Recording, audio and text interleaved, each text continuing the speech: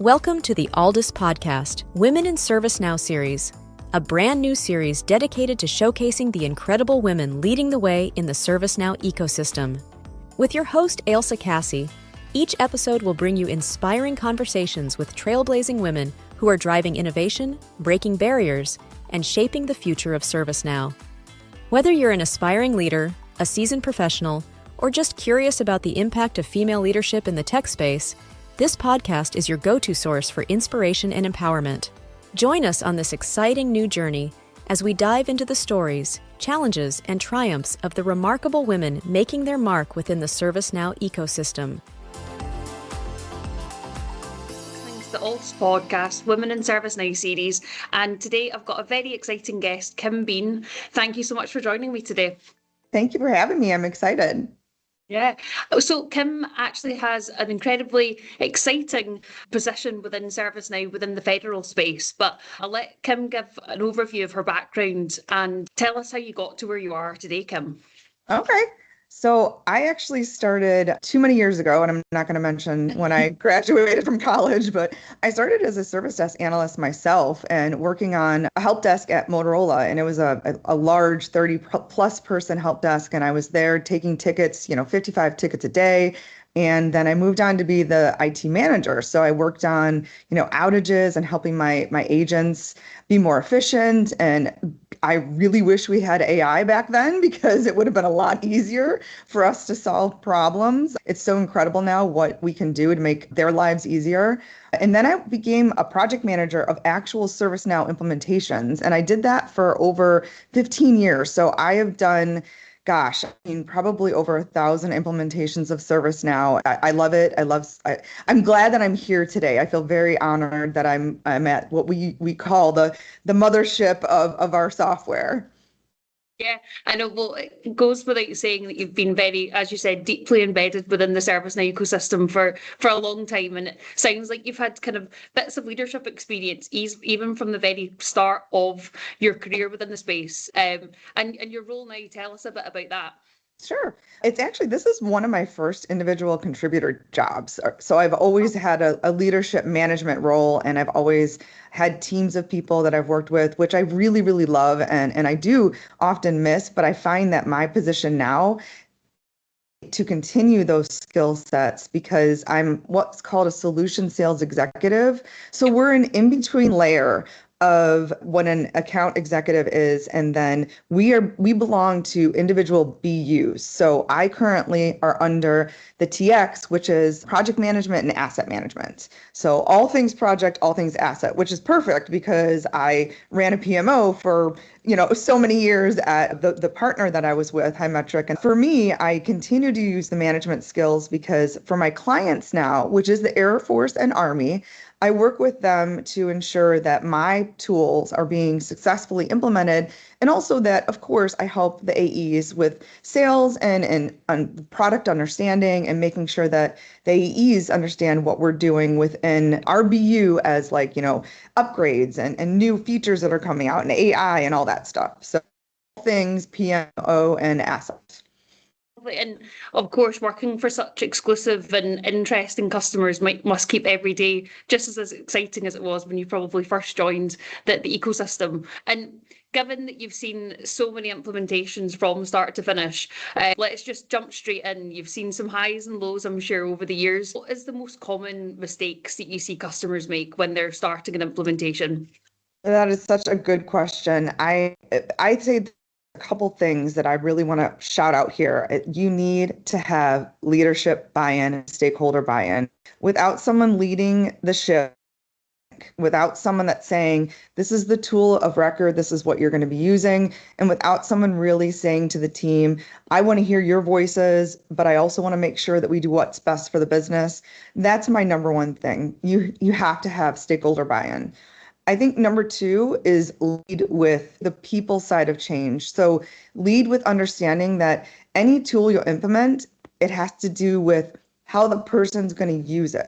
And I hate to say it, but if people don't like an app on their Apple iPhone, they're not going to use it anymore. They're going to delete it. Yeah. It's the same with the service desk. People don't want to use our tools. They're not going to continue to want to use it, and they're going to be unhappy. So those are the two biggest things in mind.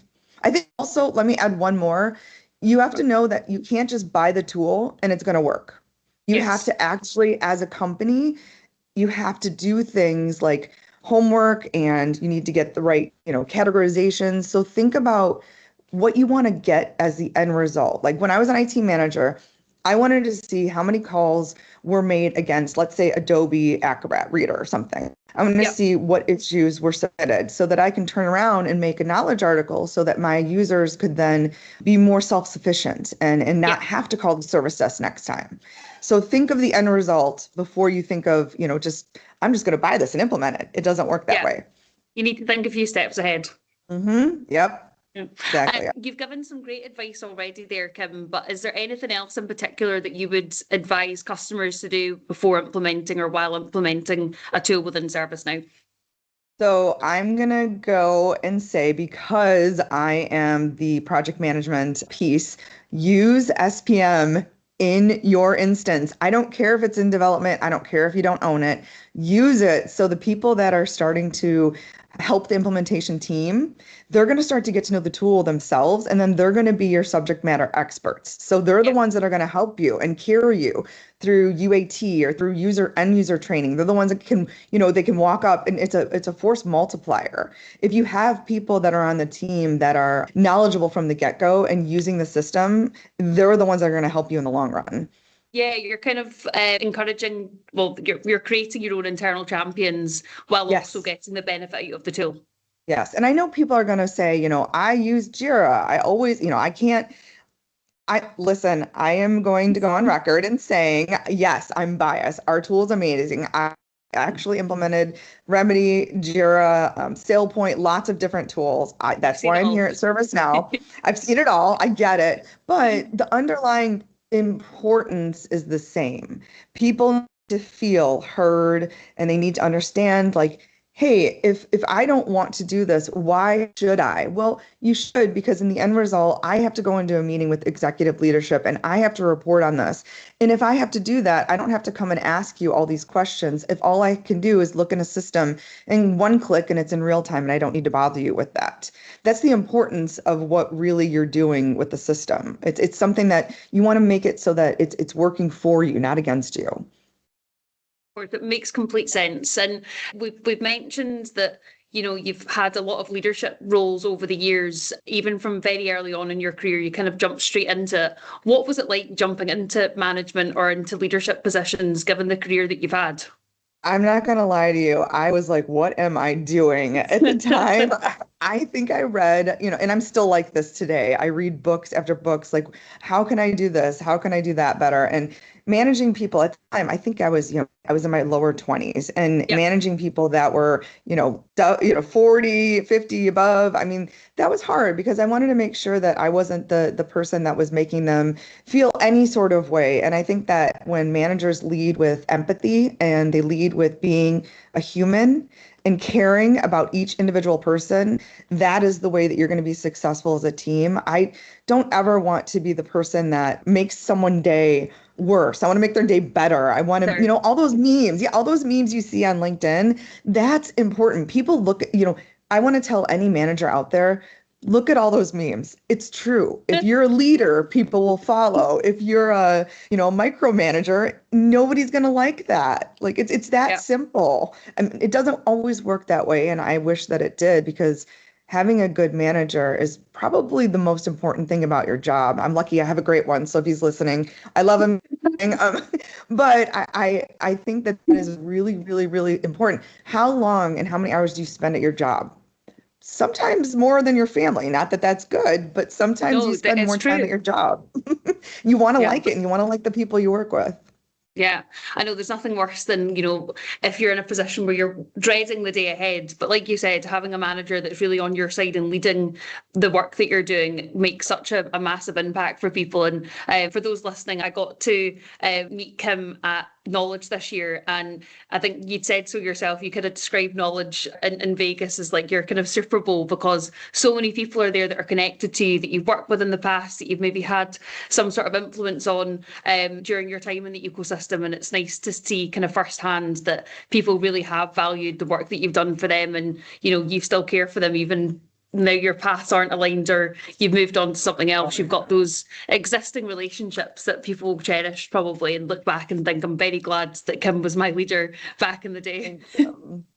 Well, it's funny that you say that. There's so many people that get to go to Knowledge or any of our events. They're so important to have that human aspect and human connection. We have a crazy close ecosystem. So any customer out there, when you do purchase our tool, you become part of that. You become part of this exciting, we as the government, we have Fed Forum too, and Fed Forum is like our mini Knowledge, our mini Super Bowl, and that is just as exciting. We've done it, for a lot of years now, and seeing all of these government folks invest in a tool that can really help, our country and a lot of other countries in the world. I mean, that is so impactful to me. I actually am a government, and my husband was a Marine, and I'm a government wife. He works for the government now and spends a lot of his time doing things in spreadsheets, and I'm like, hey, I've got a great tool for that. So I think that it relates. Yeah, I see the benefit of what we can bring for me, it's our airmen. I work with the Air Force and the Army. So for me, it's really the people that they're so important for our country to be able to have a tool that's going to work well for them. Definitely. And I think a lot of people maybe that aren't overly involved within the technology space, those just generally in public are thinking about AI and how it's taking over everything, and how the ecosystems are changing and everything else. But really at the end of the day, the kind of technical side exists because there's people that are using it and people that it's impacting in real life situations that the technology is, a part of. So it is cool that you get to kind of see a tangible result with your own eyes, really. I do. I actually do. And I'll tell you, my husband it gives me a good example of that change management and the organizational change management, and how, their day-to-day was not IT. My customers, yes, some of them are actual IT, and that was their goal and their mission. But a lot of the people that are using my tools are not. So I know that it's important that you really help them understand what they're doing. And it's funny you say, everybody does a lot of things differently in any different industry. So they might use spreadsheets. They might use, I'm trying to think of what a good example is other than spreadsheets. But you really just need to make sure that you say, like, you can use spreadsheets, that's great, but look at what you could do over here. Look at the excitement of this dashboard after you get all that information in there. So it's kind of like showing a shiny new tool, but at the same time also understanding that they're going to be confused when they first see it. And that's just part of the game. You've got to make sure that they are helped and trained and understand what they're doing. Yeah, it's part of the adoption process. We've got to start somewhere, don't we? Yes. That's, what, you say that though, that's a good point. Sometimes people don't know where to even start. Ask where step one is, and how can you enable yourself as a new customer to really start to get to know the tool, and without your implementation partner, without your ServiceNow, representatives. Start yourself as a customer to dig into it, because the thing that I love about ServiceNow, and when I started way beginning with one of the first partners that was a ServiceNow partner, it was Fruition Partners back in the day, and they started to do the wiki at that time. It was the wiki, and it was like all online training, and it was free. And it was like, you can go anywhere and get all this information. Like, customers need to know you can go on our website and get the community, the document site, go out there, because there's so many things that you could learn on your own. Even with AI, search it. Well, this is true. It's out there. It's at our fingertips, literally. Literally now, yes. And it always has been. And everybody's, AI, it always has been out there, just in a different form, not in this masses, I'll say. But you still need the person that's going to be doing the searching and the presenting and the interaction. It's really important. Yeah, the human aspect is important. Definitely. And I guess knowing what you know and the career that you've had, if you were to kind of go back and maybe give your younger self a piece of advice, what would that be?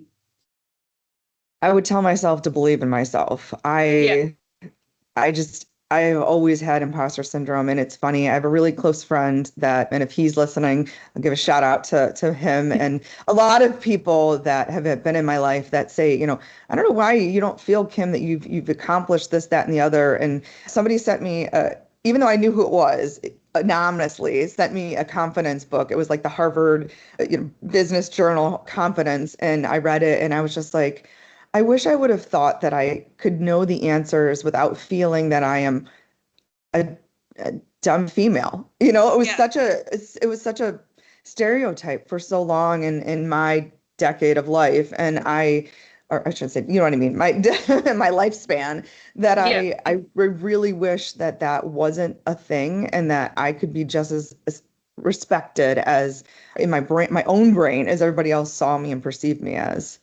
Thinking about the kind of challenges that have shaped your career, that have maybe led you to where you are today, how was it that you really were able to find your voice? Obviously, you've referenced some different books that you've read and advice from your peers, etc. But is there anything that stands out to you that helped you find your voice?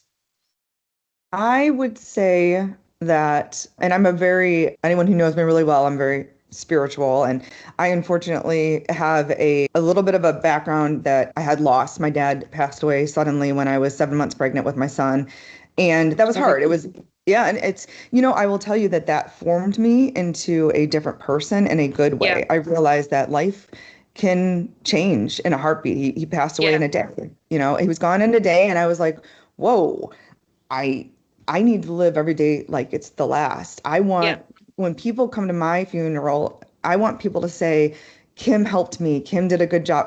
My favorite story about my dad's funeral is a seller. He was a sales too, of course. And my mom and my dad were both in sales, and that's where I ended up here eventually. I've You were born supported for sales. this. I was born for this. I love it. So a young kid came over and said, your dad was my mentor, and if without him, I wouldn't be who I am today. And he's like, he gave my son his first golf club set, and like he taught me everything I know. And that is what I carry on with my career. I want people to say that about me, and I want to Yeah. be that person for anyone. Even if I'm not a manager right now, I'm going to be that to anyone that I come across.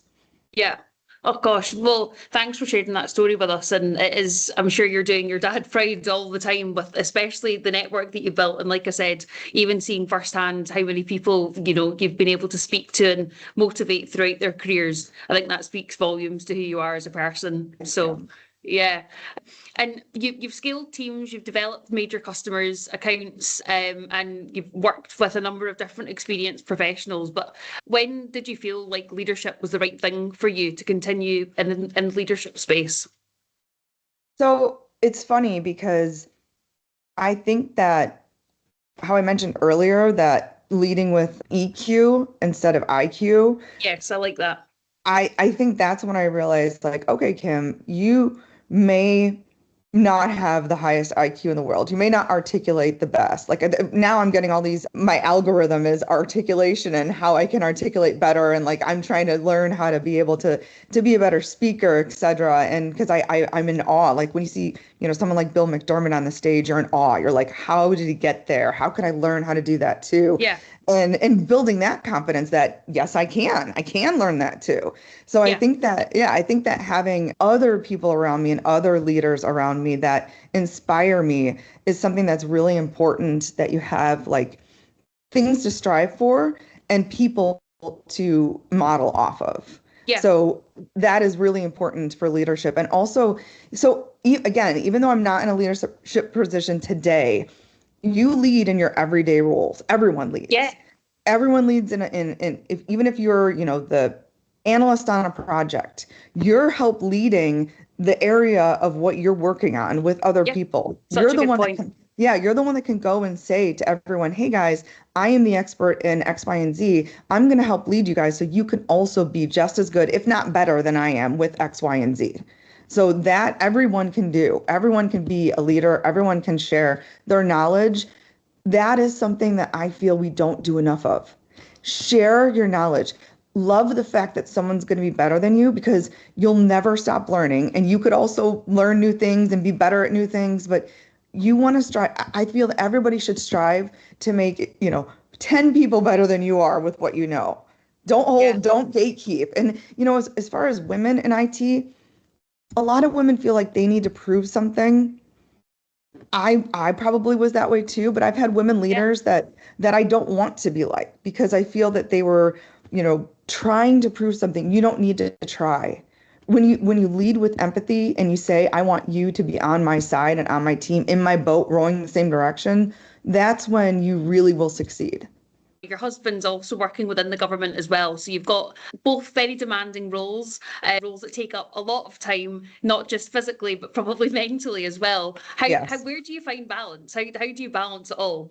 Oh my gosh. It's funny you're catching me on a good day because we just went on our first family vacation from like I honestly I can't remember the last time we went on vacation together. Our children have not been on a plane since they were babies. And we moved from Chicago Oh, over to the to DC and they were like, this is so cool. You see what you do all the time, Mom, being on a plane. They loved it. They were like the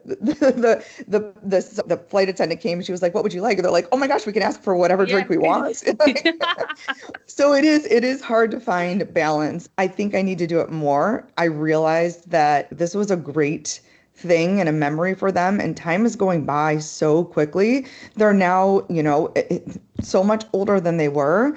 And because of the fact that we both have really demanding jobs, we both travel, we have help at home, which is amazing. But if we don't both slow down at some point, it's just going to go by with a blink of an eye. And That's it. I can't, yeah, I need to have more balance. So it's like you need to have more confidence. You need to have more balance. It's like what do you do for all of that? I don't know. If anybody out there knows, please contact me and let me know because I don't know the answer to that question. Kim, from getting to know you over the last few months, I think from an outsider looking in, it does seem like you're doing things very, very well. And again, it's one of those moments where when you reflect on the work that you're doing yourself, it's hard to really see how well that you're doing, and you are really doing it all. I think all of us at points in our life wish that we'd slow down a little bit. I mean, I think that weekend there was the first weekend in a very long time where I didn't go anywhere. I let my husband go out the house by Yes, himself. I stayed at yes. home and I did absolutely nothing apart from took care of the dog. And you know what? I started the week feeling refreshed. Yeah. And I'll tell you, I felt like I had proved something about my career as a woman because when I had my children, I didn't take maternity. I had two Wow. C-sections and I did the minimum 4 weeks and came back. And now that in retrospect, you asked me the question, what would have told myself? I would have said, you know what, take the time. Take the Take the time. time. No one's going to think differently of you. I mean, Yeah. when my dad passed away, I went on our company trip that same week. And that might have been good for me because that's the worker that I am. But at the same time, Yeah. take the time to grieve. And life is too short. And your aspirations, like I wanted to be, CIO and all those things, which is fantastic. I love the people that have that drive. But at the same time, it's okay to accept yourself as not the CIO. Yeah. And I think it's also okay to kind of go through life and make changes to what was once your original ultimate plan. Yes. You Yes. need to be able to pivot and not feel disheartened or disappointed in yourself because life changes. As you said, life's very short and priorities change during that time as well. Yeah. I mean, I told my husband, I think actually after the vacation, I said, honey, he's got a very, very demanding job. And I said, you know what, honey, at some point you're going to, and the kids are no longer be playing baseball. They're no longer going to be, doing the things that you're going to want to be a part of. And he's like, I get it. And so we both need to understand that it's life is too short. Looking forwards, is there anything that you're super excited about? Like, what does the second half of 26 look like for you? Well, I am excited and feel thankful to be at ServiceNow. Yeah. We are an exciting company. We are something that's going to be and continue to be the best of the best and the biggest of the biggest. Like, again, being in service desk my entire career, I can't imagine anything else upcoming that's going to blow it out of the water. It's just not going to happen. Yeah. So I'm excited to continue with my role. At some point, I do want to get back into being a leader because I think that is what I do love and my passion. I do it on the side. Like I actually try to help people find positions, connect people, etc. So I still love that fulfillment, but I Yeah. also want to bring that to others still. Gosh, it's funny when people ask you the question like, where are you going to be in 5 years? Yeah. whatever I answered in my past was wrong. Like it didn't exist. Like I said, we need to be able to pivot. It was a bunch of pivoting, I'll tell you that. It's pivot after pivot after pivot. So I don't know. I really don't know. I want to continue to just be thankful to have a position and a job and thrive. I'm not good at not being successful. I will tell you that. I'm not good at not hitting KPIs. Yeah. So I might need to take a little bit of easy, and say, you're not always going to hit them all, but I want to continue to try to make them all. Yeah, well, I like that incentive as well. And it's been an absolute pleasure to be introduced to you and be able to speak to you about your journey, but just to get to know you as a person as well. And thank you very much for joining today. Thank you. I've loved this and meeting you, and I hope we can continue our friendship. Thanks for listening to this episode of the Alldus podcast. If you enjoyed today's episode, don't forget to subscribe, rate, and review. We are available on Apple Podcasts, Spotify, and any Android podcast of choice. You can also head over to our website, www.alldus.com, to listen to more podcasts, view our open roles, and stay up to date with industry news. Thanks for listening, and stay tuned for more great episodes coming very soon.